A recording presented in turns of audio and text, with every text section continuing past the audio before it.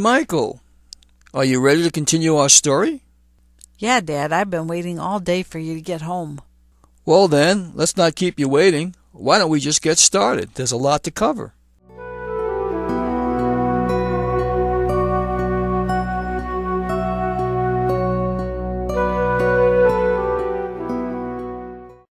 The default of Adam and Eve. After more than 100 years of effort on Urantia, Adam was able to see very little progress outside the garden. The world at large did not seem to be improving much. The realization of race betterment appeared to be a long way off, and the situation seemed so desperate as to demand something for relief not embraced in the original plans. At least that is what often passed through Adam's mind, and he so expressed himself many times to Eve. Adam and his mate were loyal, but they were isolated from their kind, and they were sorely distressed by the sorry plight of their world.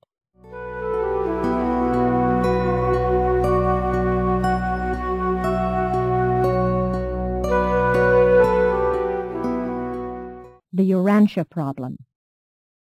The Adamic mission on experimental, rebellion-seared, and isolated Urantia was a formidable undertaking, and the material son and daughter early became aware of the difficulty and complexity of their planetary assignment. Nevertheless, they courageously set about the task of solving their manifold problems. But when they addressed themselves to the all-important work of eliminating the defectives and degenerates from among the human strains, they were quite dismayed. They could see no way out of the dilemma, and they could not take counsel with their superiors on either Jerusalem or Urantia. Here they were, isolated and day by day confronted with some new and complicated tangle, some problem that seemed to be unsolvable. Under normal conditions, the first work of a planetary Adam and Eve would be the coordination and blending of the races. But on Urantia, such a project seemed just about hopeless, for the races, while biologically fit, had never been purged of their retarded and defective strains.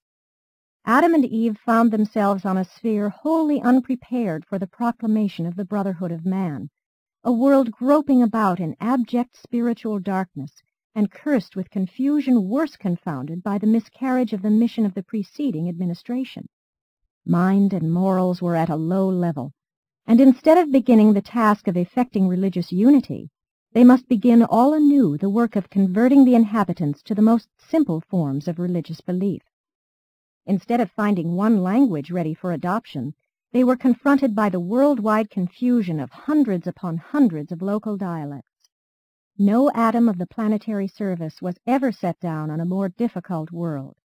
The obstacles seemed insuperable, and the problems beyond creature solution. They were isolated, and the tremendous sense of loneliness which bore down upon them was all the more heightened by the early departure of the Melchizedek receivers. Only indirectly, by means of the angelic orders, could they communicate with any being off the planet. Slowly their courage weakened, their spirits drooped, and sometimes their faith almost faltered. And this is the true picture of the consternation of these two noble souls as they pondered the tasks which confronted them. They were both keenly aware of the enormous undertaking involved in the execution of their planetary assignment. Probably no material sons of Nebadon were ever faced with such a difficult and seemingly hopeless task as confronted Adam and Eve in the sorry plight of Urantia. But they would have sometime met with success had they been more far-seeing and patient. Both of them, especially Eve, were altogether too impatient. They were not willing to settle down to the long endurance test. They wanted to see some immediate results, and they did, but the results thus secured proved most disastrous both to themselves and to their world.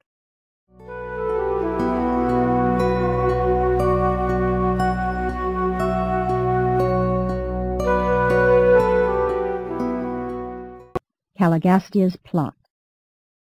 Caligastia paid frequent visits to the garden and held many conferences with Adam and Eve, but they were adamant to all his suggestions of compromise and shortcut adventures. They had before them enough of the results of rebellion to produce effective immunity against all such insinuating proposals. Even the young offspring of Adam were uninfluenced by the overtures of Caligastia. and of course neither Caligastia nor his associate had power to influence any individual against his will, much less to persuade the children of Adam to do wrong.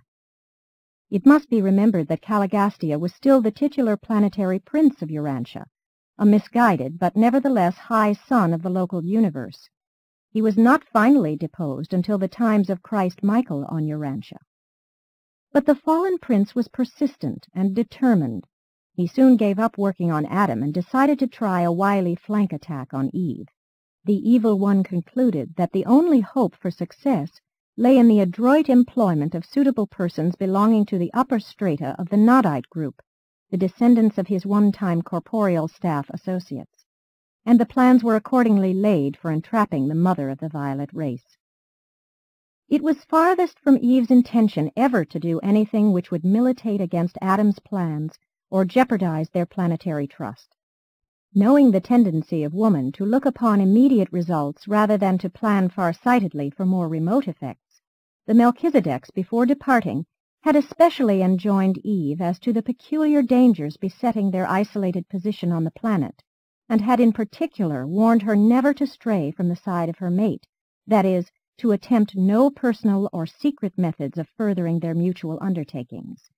Eve had most scrupulously carried out these instructions for more than 100 years, and it did not occur to her that any danger would attach to the increasingly private and confidential visits she was enjoying with a certain Nodite leader named Seripatesia. The whole affair developed so gradually and naturally that she was taken unawares. The garden dwellers had been in contact with the Nodites since the early days of Eden.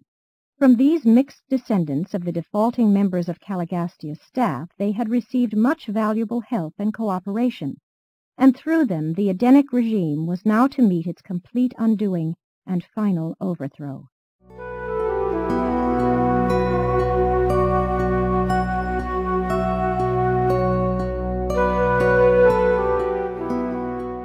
The temptation of Eve. Adam had just finished his first 100 years on earth when Seripatesia, upon the death of his father, came to the leadership of the Western or Syrian Confederation of the Nodite tribes. Seripatesia was a brown-tinted man, a brilliant descendant of the one-time chief of the Dalmatia Commission on Health, mated with one of the master female minds of the blue race of those distant days. All down through the ages this line had held authority and wielded a great influence among the Western Nodite tribes. Seripatesia had made several visits to the garden and had become deeply impressed with the righteousness of Adam's cause. And shortly after assuming the leadership of the Syrian Nodites, he announced his intention of establishing an affiliation with the work of Adam and Eve in the garden. The majority of his people joined him in this program, and Adam was cheered by the news that the most powerful and the most intelligent of all the neighboring tribes had swung over almost bodily to the support of the program for world improvement. It was decidedly heartening. And shortly after this great event, Seripatesia and his new staff were entertained by Adam and Eve in their own home. Seripatesia became one of the most able and efficient of all of Adam's lieutenants. He was entirely honest and thoroughly sincere in all of his activities. He was never conscious, even later on, that he was being used as a circumstantial tool of the wily Caligastia. Presently, Seripatesia became the associate chairman of the Edenic Commission on Tribal Relations, and many plans were laid for the more vigorous prosecution of the work of winning the remote tribes to the cause of the garden. He held many conferences with Adam and Eve, especially with Eve, and they talked over many plans for improving their methods. One day, during a talk with Eve, it occurred to Seripatesia that it would be very helpful if, while awaiting the recruiting of large numbers of the violet race, something could be done in the meantime immediately to advance the needy waiting tribes. Seripatesia contended that if the Nodites, as the most progressive and cooperative race, could have a leader born to them of part origin in the violet stock, it would constitute a powerful tie binding these peoples more closely to the garden. And all of this was soberly and honestly considered to be for the good of the world, since this child, to be reared and educated in the garden, would exert a great influence for good over his father's people. It should again be emphasized that Sarapatecia was altogether honest and wholly sincere in all that he proposed. He never once suspected that he was playing into the hands of Caligastia and Dalagastia. Sarapatecia was entirely loyal to the plan of building up a strong reserve of the violet race before attempting the worldwide upstepping of the confused peoples of Urantia. But this would require hundreds of years to consummate, and he was impatient. He wanted to see some immediate results, something in his own lifetime. He made it clear to Eve that Adam was oftentimes discouraged by the little that had been accomplished toward uplifting the world. For more than 5 years these plans were secretly matured. At last they had developed to the point where Eve consented to have a secret conference with Cano, the most brilliant mind and active leader of the nearby colony of friendly Nodites.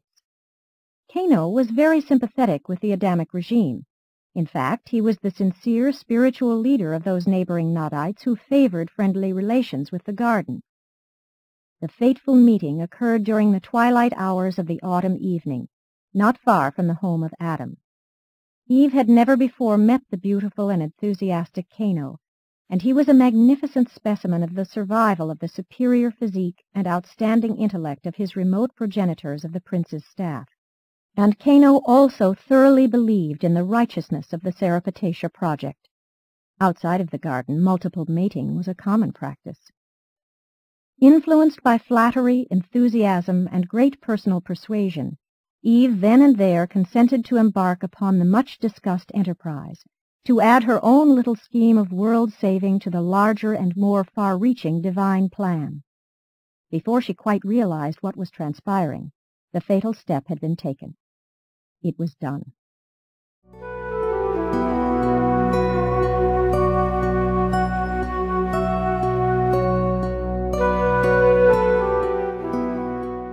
The realization of default. The celestial life of the planet was astir. Adam recognized that something was wrong, and he asked Eve to come aside with him in the garden. And now, for the first time, Adam heard the entire story of the long-nourished plan for accelerating world improvement by operating simultaneously in 2 directions, the prosecution of the divine plan concomitantly with the execution of the Sarapatecia enterprise. And as the material son and daughter thus communed in the moonlit garden, the voice in the garden reproved them for disobedience. And that voice was none other than my own announcement to the Edenic pair that they had transgressed the garden covenant, that they had disobeyed the instructions of the Melchizedeks, that they had defaulted in the execution of their oaths of trust to the sovereign of the universe. Eve had consented to participate in the practice of good and evil. Good is the carrying out of the divine plans. Sin is a deliberate transgression of the divine will. Evil is the misadaptation of plans and the maladjustment of techniques resulting in universe disharmony and planetary confusion. Every time the garden pair had partaken of the fruit of the tree of life, they had been warned by the archangel custodian to refrain from yielding to the suggestions of Caligastia to combine good and evil. They had been thus admonished, "In the day that you commingle good and evil, you shall surely become as the mortals of the realm. You shall surely die." Eve had told Cano of this oft-repeated warning on the fateful occasion of their secret meeting, but Cano, not knowing the import or significance of such admonitions, had assured her that men and women with good motives and true intentions could do no evil, that she should surely not die, but rather live anew in the person of their offspring, who would grow up to bless and stabilize the world. Even though this project of modifying the divine plan had been conceived and executed with entire sincerity, and with only the highest motives concerning the welfare of the world, it constituted evil, because it represented the wrong way to achieve righteous ends, because it departed from the right way, the divine plan. True, Eve had found Cano pleasant to the eyes, and she realized all that her seducer promised by way of new and increased knowledge of human affairs and quickened understanding of human nature as supplemental to the comprehension of the Adamic nature. I talked to the father and mother of the violet race that night in the garden, as became my duty under the sorrowful circumstances. I listened fully to the recital of all that led up to the default of Mother Eve, and gave both of them advice and counsel concerning the immediate situation. Some of this advice they followed. Some they disregarded. This conference appears in your records as the Lord God calling to Adam and Eve in the garden and asking, "Where are you?" It was the practice of later generations to attribute everything unusual and extraordinary, whether natural or spiritual, directly to the personal intervention of the gods.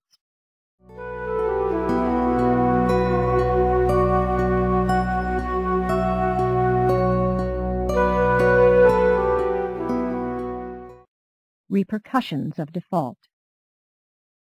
Eve's disillusionment was truly pathetic. Adam discerned the whole predicament, and, while heartbroken and dejected, entertained only pity and sympathy for his erring mate. It was in the despair of the realization of failure that Adam, the day after Eve's misstep, sought out Leata, the brilliant Nodite woman who was head of the Western schools of the garden, and with premeditation committed the folly of Eve. But do not misunderstand. Adam was not beguiled. He knew exactly what he was about. He deliberately chose to share the fate of Eve. He loved his mate with a supermortal affection, and the thought of the possibility of a lonely vigil on Urantia without her was more than he could endure. When they learned what had happened to Eve, the infuriated inhabitants of the garden became unmanageable. They declared war on the nearby Nodite settlement. They swept out through the gates of Eden and down upon these unprepared people, utterly destroying them. Not a man, woman, or child was spared. And Cano, the father of Cain yet unborn, also perished. Upon the realization of what had happened, Sarapatasha was overcome with consternation and beside himself with fear and remorse. The next day he drowned himself in the great river. The children of Adam sought to comfort their distracted mother while their father wandered in solitude for 30 days.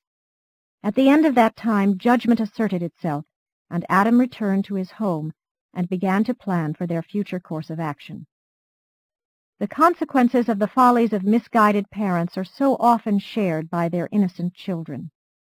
The upright and noble sons and daughters of Adam and Eve were overwhelmed by the inexplicable sorrow of the unbelievable tragedy which had been so suddenly and so ruthlessly thrust upon them.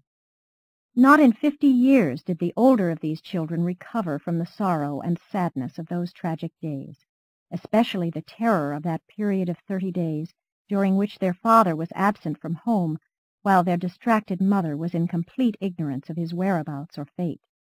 And those same 30 days were as long years of sorrow and suffering to Eve. Never did this noble soul fully recover from the effects of that excruciating period of mental suffering and spiritual sorrow. No feature of their subsequent deprivations and material hardships ever began to compare in Eve's memory with those terrible days and awful nights of loneliness and unbearable uncertainty. She learned of the rash act of Sarapatasha, and did not know whether her mate had in sorrow destroyed himself or had been removed from the world in retribution for her misstep. And when Adam returned, Eve experienced a satisfaction of joy and gratitude that never was effaced by their long and difficult life partnership of toiling service. Time passed, but Adam was not certain of the nature of their offense until 70 days after the default of Eve, when the Melchizedek receivers returned to Urantia and assumed jurisdiction over world affairs. And then he knew they had failed. But still more trouble was brewing. The news of the annihilation of the Nodite settlement near Eden was not slow in reaching the home tribes of Sarapatasha to the north, and presently a great host was assembling to march on the garden. And this was the beginning of a long and bitter warfare between the Adamites and the Nodites, for these hostilities kept up long after Adam and his followers emigrated to the second garden in the Euphrates Valley.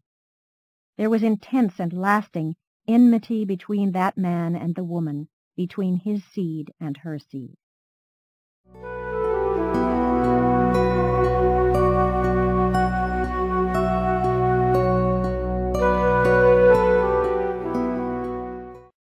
Adam and Eve leave the garden. When Adam learned that the Nodites were on the march, he sought the counsel of the Melchizedeks, but they refused to advise him, only telling him to do as he thought best and promising their friendly cooperation, as far as possible, in any course he might decide upon. The Melchizedeks had been forbidden to interfere with the personal plans of Adam and Eve. Adam knew that he and Eve had failed. The presence of the Melchizedek receivers told him that, though he still knew nothing of their personal status or future fate. He held an all-night conference with some 1,200 loyal followers who pledged themselves to follow their leader, and the next day at noon these pilgrims went forth from Eden in quest of new homes.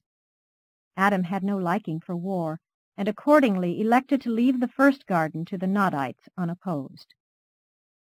The Edenic caravan was halted on the third day out from the garden by the arrival of the seraphic transports from Jerusalem, and for the first time Adam and Eve were informed of what was to become of their children.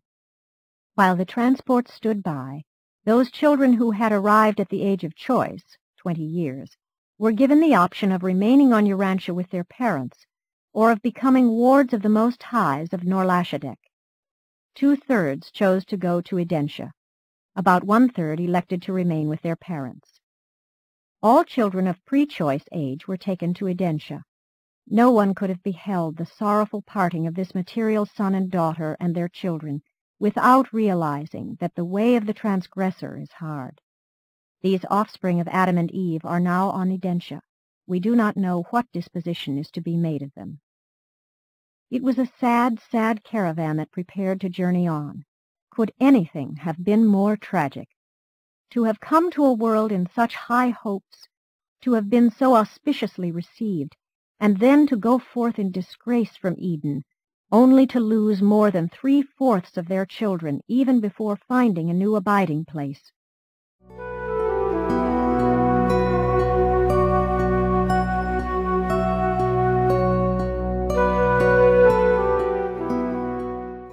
Degradation of Adam and Eve.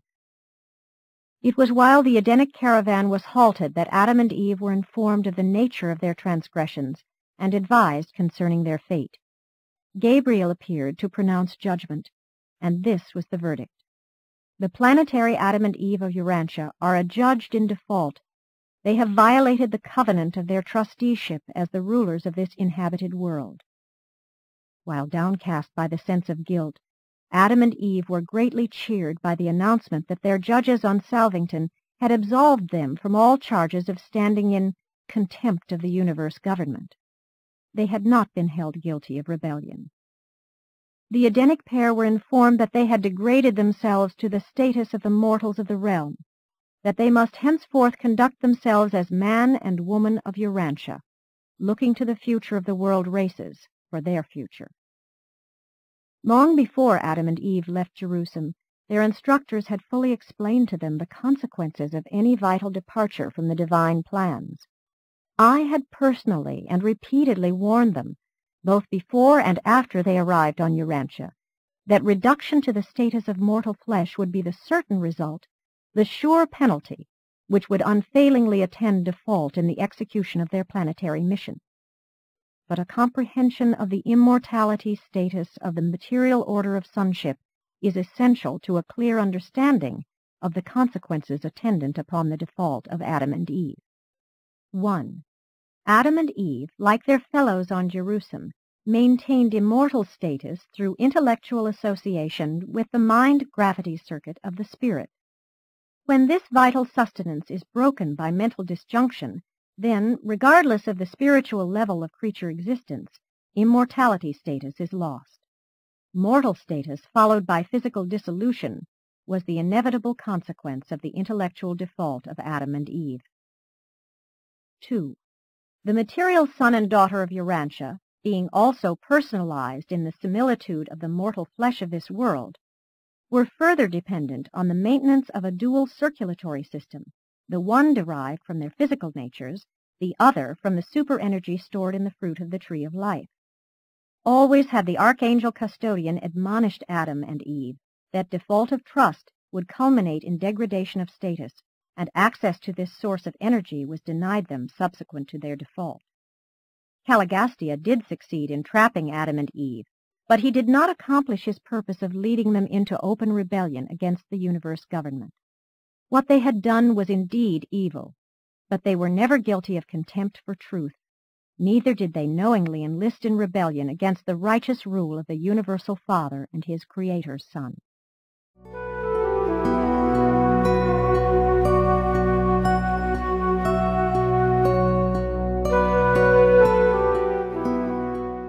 The so-called fall of man.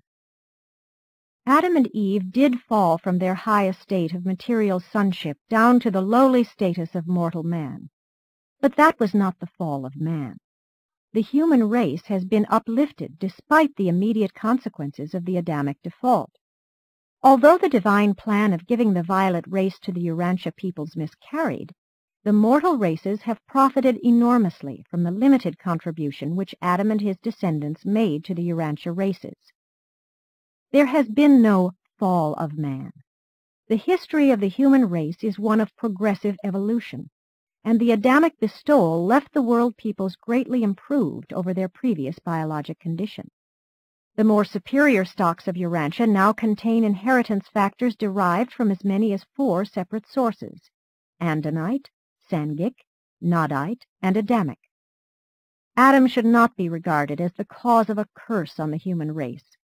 While he did fail in carrying forward the divine plan, while he did transgress his covenant with deity, while he and his mate were most certainly degraded in creature status, notwithstanding all this, their contribution to the human race did much to advance civilization on Urantia. In estimating the results of the Adamic mission on your world, justice demands the recognition of the condition of the planet. Adam was confronted with a well-nigh hopeless task when, with his beautiful mate, he was transported from Jerusalem to this dark and confused planet. But had they been guided by the counsel of the Melchizedeks and their associates, and had they been more patient, they would have eventually met with success.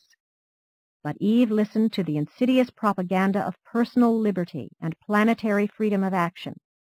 She was led to experiment with the life plasm of the material order of sonship, in that she allowed this life trust to become prematurely commingled with that of the then mixed order of the original design of the life carriers, which had been previously combined with that of the reproducing beings once attached to the staff of the planetary prince.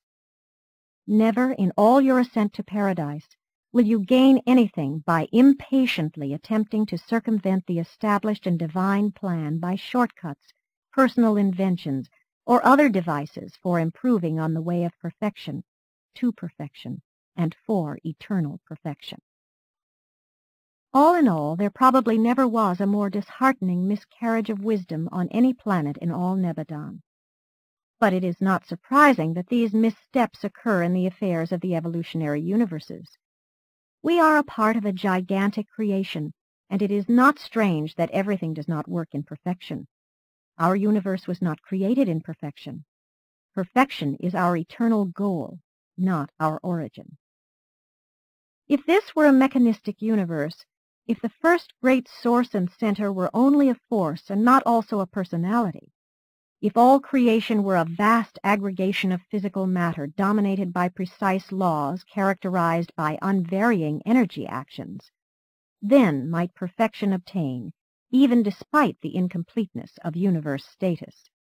There would be no disagreement, there would be no friction. But in our evolving universe of relative perfection and imperfection, we rejoice that disagreement and misunderstanding are possible, for thereby is evidenced the fact and the act of personality in the universe. And if our creation is an existence dominated by personality, then can you be assured of the possibilities of personality survival, advancement, and achievement. We can be confident of personality growth, experience, and adventure. What a glorious universe, in that it is personal and progressive, not merely mechanical, or even passively perfect.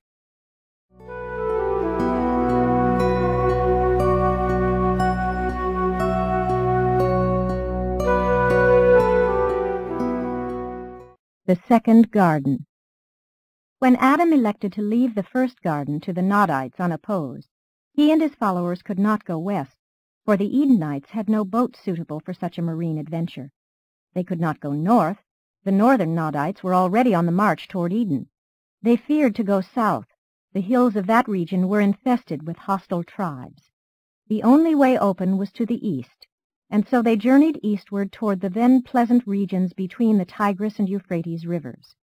And many of those who were left behind later journeyed eastward to join the Adamites in their new valley home. Cain and Sansa were both born before the Adamic caravan had reached its destination between the rivers in Mesopotamia. Leota, the mother of Sansa, perished at the birth of her daughter. Eve suffered much but survived, owing to superior strength. Eve took Sansa, the child of Leota, to her bosom, and she was reared along with Cain. Sansa grew up to be a woman of great ability. She became the wife of Sargon, the chief of the northern blue races, and contributed to the advancement of the blue men of those times.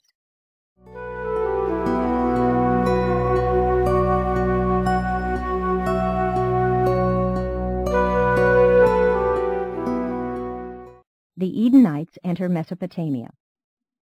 It required almost a full year for the caravan of Adam to reach the Euphrates River. Finding it in flood tide, they remained camped on the plains west of the stream almost 6 weeks before they made their way across to the land between the rivers, which was to become the Second Garden. When word had reached the dwellers in the land of the Second Garden that the king and high priest of the Garden of Eden was marching on them, they had fled in haste to the eastern mountains. Adam found all of the desired territory vacated when he arrived. And here in this new location, Adam and his helpers set themselves to work to build new homes and establish a new center of culture and religion. This site was known to Adam as one of the 3 original selections of the committee assigned to choose possible locations for the garden proposed by Van and Amadon. The 2 rivers themselves were a good natural defense in those days, and a short way north of the Second Garden, the Euphrates and Tigris came close together, so that a defense wall extending 56 miles could be built for the protection of the territory to the south and between the rivers. After getting settled in the new Eden, it became necessary to adopt crude methods of living. It seemed entirely true that the ground had been cursed. Nature was once again taking its course. Now were the Adamites compelled to wrest a living from unprepared soil and to cope with the realities of life in the face of the natural hostilities and incompatibilities of mortal existence. They found the first garden partially prepared for them, but the second had to be created by the labor of their own hands and in the sweat of their faces.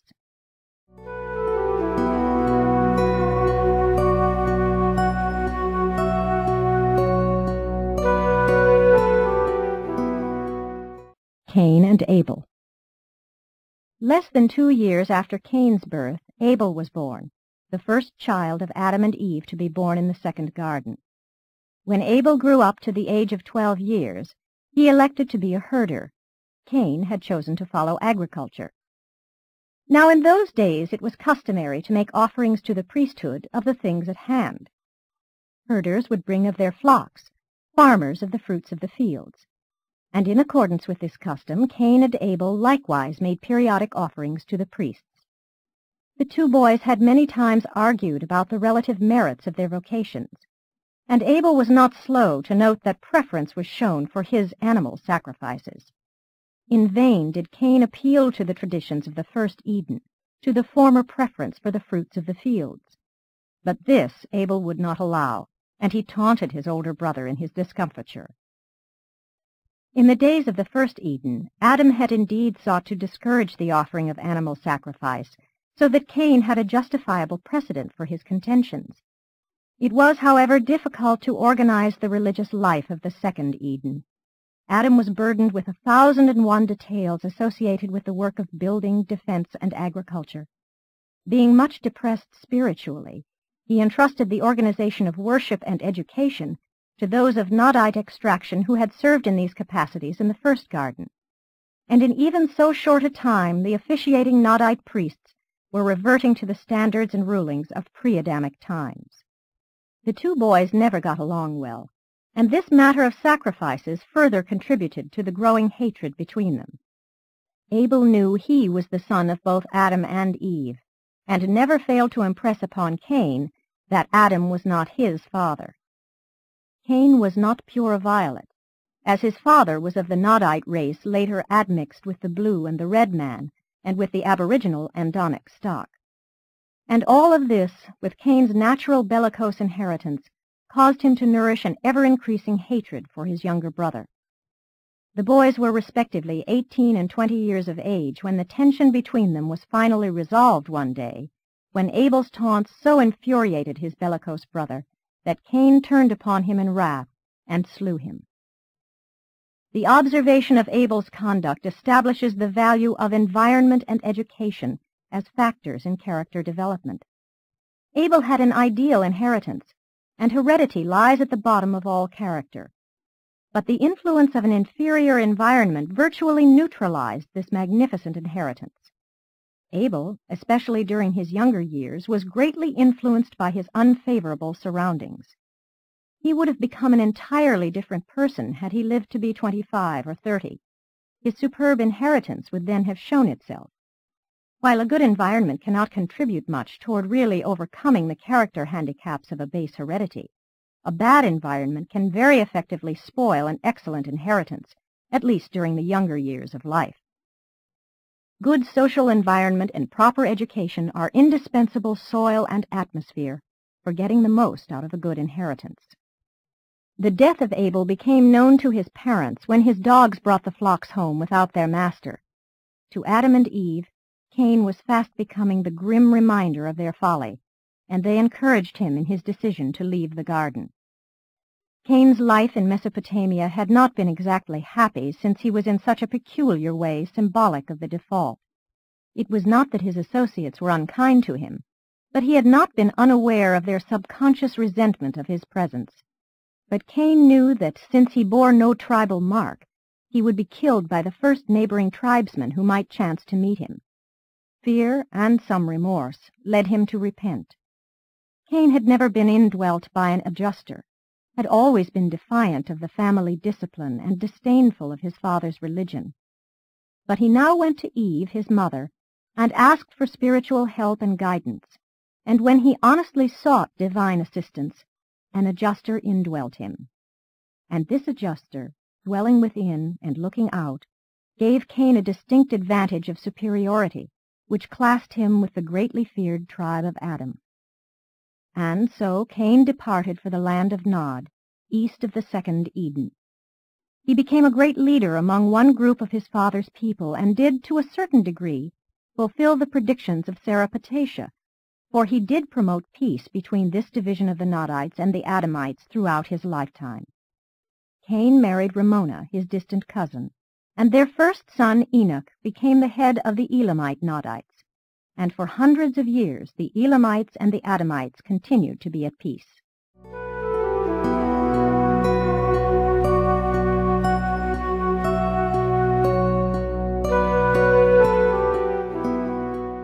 Life in Mesopotamia. As time passed in the second garden, the consequences of default became increasingly apparent.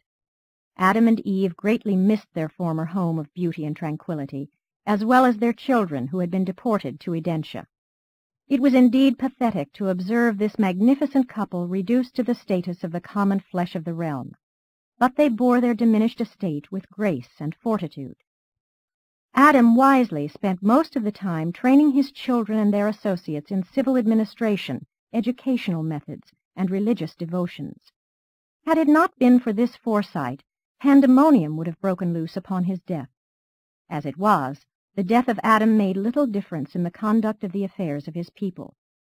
But long before Adam and Eve passed away, they recognized that their children and followers had gradually learned to forget the days of their glory in Eden. And it was better for the majority of their followers that they did forget the grandeur of Eden. They were not so likely to experience undue dissatisfaction with their less fortunate environment. The civil rulers of the Adamites were derived hereditarily from the sons of the first garden. Adam's first son, Adamson, Adam ben Adam, founded a secondary center of the violet race to the north of the second Eden. Adam's second son, Eveson, became a masterly leader and administrator. He was the great helper of his father. Eveson lived not quite so long as Adam, and his eldest son, Jansad, became the successor of Adam as the head of the Adamite tribes. The religious rulers, or priesthood, originated with Seth, the eldest surviving son of Adam and Eve, born in the second garden. He was born 129 years after Adam's arrival on Urantia. Seth became absorbed in the work of improving the spiritual status of his father's people, becoming the head of the new priesthood of the second garden. His son, Enos, founded the new order of worship, and his grandson, Kenan, instituted the foreign missionary service to the surrounding tribes near and far. The Sethite priesthood was a threefold undertaking, embracing religion, health, and education. The priests of this order were trained to officiate at religious ceremonies, to serve as physicians and sanitary inspectors, and to act as teachers in the schools of the garden. Adam's caravan had carried the seeds and bulbs of hundreds of plants and cereals of the first garden with them to the land between the rivers. They also had brought along extensive herds, and some of all the domesticated animals. Because of this, they possessed great advantages over the surrounding tribes. They enjoyed many of the benefits of the previous culture of the original garden. Up to the time of leaving the first garden, Adam and his family had always subsisted on fruits, cereals, and nuts. On the way to Mesopotamia, they had for the first time partaken of herbs and vegetables. The eating of meat was early introduced into the second garden, but Adam and Eve never partook of flesh as a part of their regular diet. Neither did Adamson nor Eveson nor the other children of the first generation of the first garden become flesh-eaters. The Adamites greatly excelled the surrounding peoples in cultural achievement and intellectual development. They produced the third alphabet and otherwise laid the foundations for much that was the forerunner of modern art, science, and literature. Here in the lands between the Tigris and Euphrates, they maintained the arts of writing, metalworking, pottery-making, and weaving, and produced a type of architecture that was not excelled in thousands of years. The home life of the Violet peoples was, for their day and age, ideal. Children were subjected to courses of training in agriculture, craftsmanship, and animal husbandry, or else were educated to perform the threefold duty of a Sethite, to be priest, physician, and teacher. And when thinking of the Sethite priesthood, do not confuse those high-minded and noble teachers of health and religion, those true educators, with the debased and commercial priesthoods of the later tribes and surrounding nations. Their religious concepts of deity and the universe were advanced and more or less accurate. Their health provisions were, for their time, excellent, and their methods of education have never since been surpassed.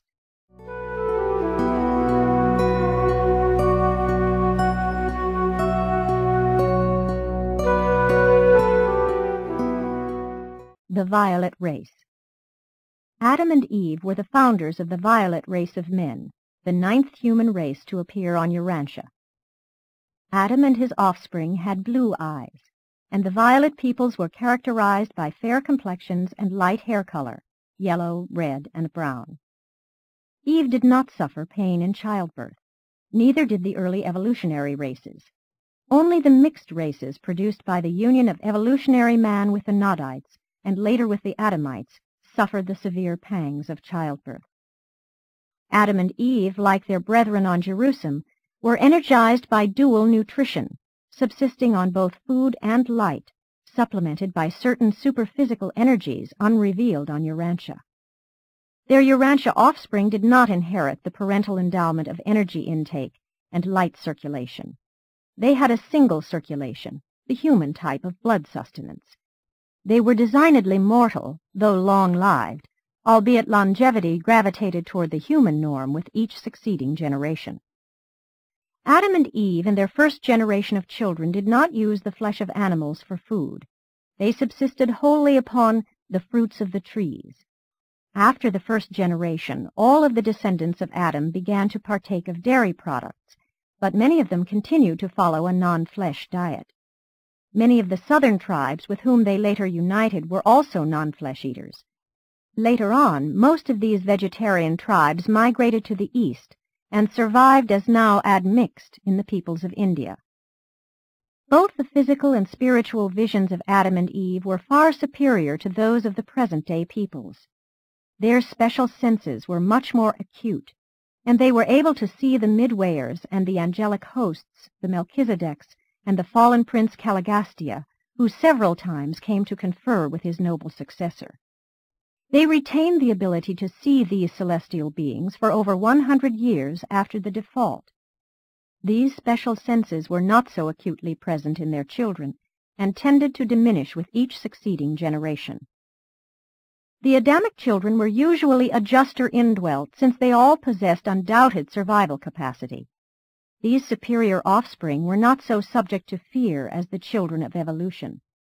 So much of fear persists in the present-day races of Urantia because your ancestors received so little of Adam's life plasm, owing to the early miscarriage of the plans for racial physical uplift. The body cells of the material sons and their progeny are far more resistant to disease than are those of the evolutionary beings indigenous to the planet. The body cells of the native races are akin to the living disease-producing microscopic and ultramicroscopic organisms of the realm. These facts explain why the Urantia peoples must do so much by way of scientific effort to withstand so many physical disorders. You would be far more disease-resistant if your races carried more of the Adamic life. After becoming established in the second garden on the Euphrates, Adam elected to leave behind as much of his life plasm as possible to benefit the world after his death.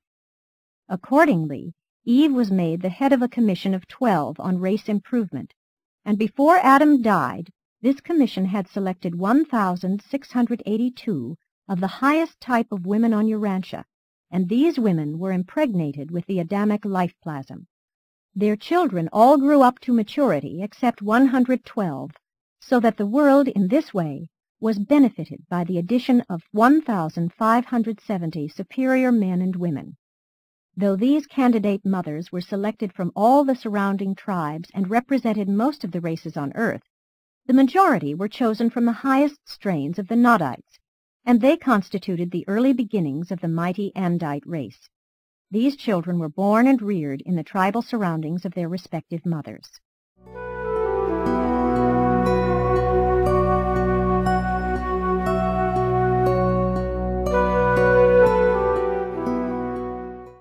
Death of Adam and Eve. Not long after the establishment of the second Eden, Adam and Eve were duly informed that their repentance was acceptable, and that, while they were doomed to suffer the fate of the mortals of their world, they should certainly become eligible for admission to the ranks of the sleeping survivors of Urantia. They fully believed this gospel of resurrection and rehabilitation, which the Melchizedeks so touchingly proclaimed to them. Their transgression had been an error of judgment and not the sin of conscious and deliberate rebellion. Adam and Eve did not, as citizens of Jerusalem, have thought adjusters, nor were they adjuster indwelt when they functioned on Urantia in the first garden. But shortly after their reduction to mortal status, they became conscious of a new presence within them, and awakened to the realization that human status, coupled with sincere repentance, had made it possible for adjusters to indwell them. It was this knowledge of being adjuster indwelt that greatly heartened Adam and Eve throughout the remainder of their lives. They knew that they had failed as material sons of Satania, but they also knew that the paradise career was still open to them as ascending sons of the universe. Adam knew about the dispensational resurrection which occurred simultaneously with his arrival on the planet, and he believed that he and his companion would probably be repersonalized in connection with the advent of the next order of sonship. He did not know that Michael, the sovereign of this universe, was so soon to appear on Urantia. He expected that the next son to arrive would be of the Avenal order. Even so, it was always a comfort to Adam and Eve, as well as something difficult for them to understand, to ponder the only personal message they ever received from Michael. This message, among other expressions of friendship and comfort, said, "I have given consideration to the circumstances of your default. I have remembered the desire of your hearts ever to be loyal to my Father's will. and you will be called from the embrace of mortal slumber when I come to Urantia, if the subordinate sons of my realm do not send for you before that time. And this was a great mystery to Adam and Eve. They could comprehend the veiled promise of a possible special resurrection in this message, and such a possibility greatly cheered them. But they could not grasp the meaning of the intimation that they might rest until the time of a resurrection associated with Michael's personal appearance on Urantia. And so the Edenic pair always proclaimed that a Son of God would sometime come, and they communicated to their loved ones the belief, at least the longing hope, that the world of their blunders and sorrows might possibly be the realm whereon the ruler of this universe would elect to function as the paradise bestowal Son. It seemed too good to be true, but Adam did entertain the thought that strife-torn Urantia might, after all, turn out to be the most fortunate world in the system of Satania, the envied planet of all Nebadon. Adam lived for 530 years. He died of what might be termed old age. His physical mechanism simply wore out. The process of disintegration gradually gained on the process of repair, and the inevitable end came. Eve had died 19 years previously of a weakened heart. They were both buried in the center of the temple of divine service which had been built in accordance with their plans soon after the wall of the colony had been completed. And this was the origin of the practice of burying noted and pious men and women under the floors of the places of worship. The supermaterial government of Urantia, under the direction of the Melchizedeks, continued, but direct physical contact with the evolutionary races had been severed. From the distant days of the arrival of the corporeal staff of the planetary prince, down through the times of Van and Amadon, to the arrival of Adam and Eve, physical representatives of the universe government had been stationed on the planet. But with the Adamic default, this regime, extending over a period of more than 450,000 years, came to an end. In the spiritual spheres, angelic helpers continued to struggle in conjunction with the thought adjusters, both working heroically for the salvage of the individual. But no comprehensive plan for far-reaching world welfare was promulgated to the mortals of Earth until the arrival of Machiventa Melchizedek in the times of Abraham, who, with the power, patience, and authority of a Son of God, did lay the foundations for the further uplift and spiritual rehabilitation of unfortunate Urantia. Misfortune has not, however, been the sole lot of Urantia. This planet has also been the most fortunate in the local universe of Nebadon. Urantians should count it all gain if the blunders of their ancestors and the mistakes of their early world rulers so plunged the planet into such a hopeless state of confusion, all the more confounded by evil and sin, that this very background of darkness should so appeal to Michael of Nebadon, that he selected this world as the arena wherein to reveal the loving personality of the Father in heaven. It is not that Urantia needed a Creator Son to set its tangled affairs in order. It is rather that the evil and sin on Urantia afforded the Creator Son a more striking background against which to reveal the matchless love, mercy, and patience of the Paradise Father.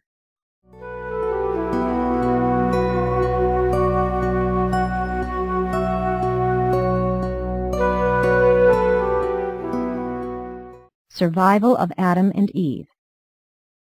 Adam and Eve went to their mortal rest with strong faith in the promises made to them by the Melchizedeks that they would sometime awake from the sleep of death to resume life on the mansion worlds, worlds all so familiar to them in the days preceding their mission in the material flesh of the violet race on Urantia.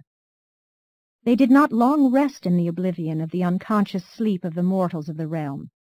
On the third day after Adam's death, the second following his reverent burial, the orders of Lanaforge, sustained by the acting Most High of Edentia, and concurred in by the Union of Days on Salvington, acting for Michael, were placed in Gabriel's hands, directing the special roll call of the distinguished survivors of the Adamic default on Urantia. And in accordance with this mandate of special resurrection, number 26 of the Urantia series, Adam and Eve were repersonalized and reassembled in the resurrection halls of the mansion worlds of Satania, together with 1,316 of their associates in the experience of the first garden. Many other loyal souls had already been translated at the time of Adam's arrival, which was attended by a dispensational adjudication of both the sleeping survivors and of the living qualified ascenders. Adam and Eve quickly passed through the worlds of progressive ascension until they attained citizenship on Jerusalem, once again to be residents of the planet of their origin, but this time as members of a different order of universe personalities. They left Jerusalem as permanent citizens, sons of God. They returned as ascendant citizens, sons of man. They were immediately attached to the Urantia service on the system capital, later being assigned membership among the 24 counselors who constitute the present advisory control body of Urantia. And thus ends the story of the planetary Adam and Eve of Urantia, a story of trial, tragedy, and triumph, at least personal triumph for your well-meaning but deluded material son and daughter, and undoubtedly in the end, a story of ultimate triumph for their world and its rebellion-tossed and evil-harassed inhabitants. When all is summed up, Adam and Eve made a mighty contribution to the speedy civilization and accelerated biologic progress of the human race. They left a great culture on Earth, but it was not possible for such an advanced civilization to survive in the face of the early dilution and the eventual submergence of the Adamic inheritance. It is the people who make a civilization. Civilization does not make the people. Presented by Salonia, the seraphic voice in the garden. Wow, it doesn't sound like their life was too easy in the garden. You're right, Michael. Adam and Eve faced many challenges. One of the many lessons they learned, that civilization does not make the people. The people make the civilization. And the cat's in the cradle and the silver spoon, little boy blue and the man in the moon. When you're coming home, son, I don't know when we'll get together then. Yeah, you know we'll have a good time then.